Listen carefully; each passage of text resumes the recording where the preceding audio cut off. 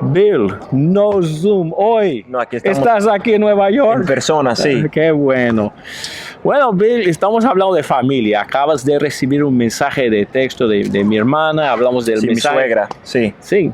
Y Sí, somos familia por ya matrimonio. nos aparecemos. Oh, yo pensaba que era por apariencia. De todos modos, Bill, ¿cuántos hermanos tú tienes? Bueno, Gardner, yo tengo, literal, 27 hermanos, porque mi papá tuvo 28 hijos con 8 diferentes mujeres. Imagínate tantos hermanos.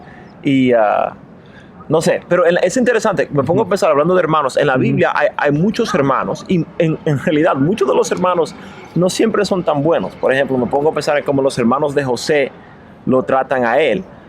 Pero en la Biblia también hay ejemplos de buenos hermanos. Me pongo a pensar por algunos de los desafíos que ellos tenían, pero Moisés y Aarón, la buena relación que ellos tenían. Me pongo a pensar en Pedro y Andrés, como sí. Andrés trajo a Pedro al Señor en Juan capítulo 1. En Jueces capítulo 3, yo creo que vamos a ver el primer juez. Y cómo es que este primer juez, yo pienso, cuando leemos el Jueces 3, cómo es que él llegó a librar al pueblo y cómo quizás él vio el ejemplo de su hermano mayor y cómo eso lo animó a ser la persona quien era. Entonces, Gardner, si puedes leer Jueces capítulo 3, vamos a leer solo los versículos del 9 al 11, por favor. Muy bien.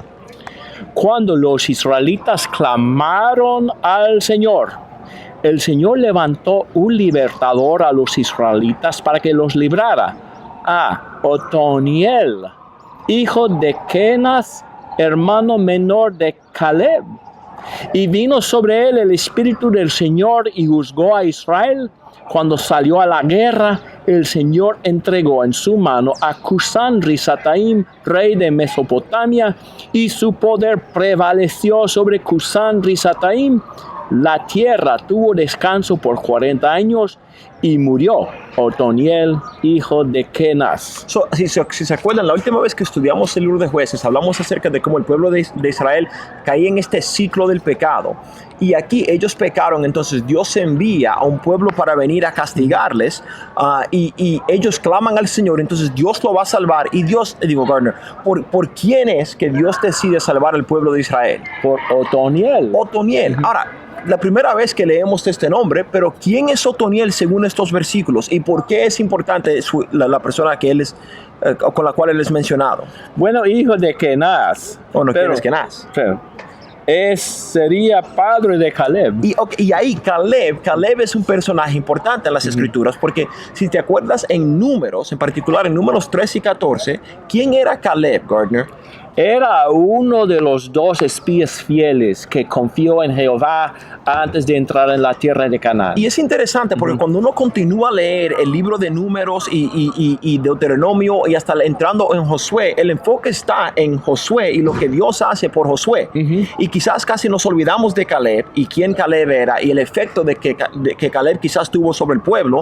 Pero aquí yo creo en Jueces capítulo 3, por lo menos vemos el efecto que él tiene sobre su hermano Otoniel, que él es la primera persona, y disculpa por el sonido de Nueva York, pero vemos el efecto quizás que él tiene sobre su hermano y cómo su hermano termina siendo la persona que Dios usa para salvar al pueblo.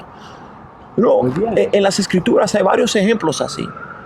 Pedro es hermano de Andrés y es Andrés que le hace la invitación y quizás tenemos que ver el efecto que si tú tienes hermanos, si yo tengo mucho trabajo por todos los hermanos que tengo, pero que si tú tienes hermanos, tenemos que ver el efecto que nosotros podemos tener sobre nuestro familiar y la obra que ellos pueden hacer en el Señor. Quizás obras que quizás nosotros no veamos, pero ellos pueden hacer en el nombre de nuestro Dios.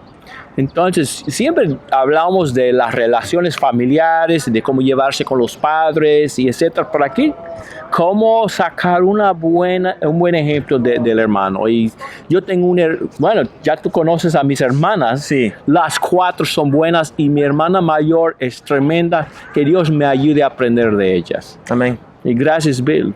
Dios les bendiga.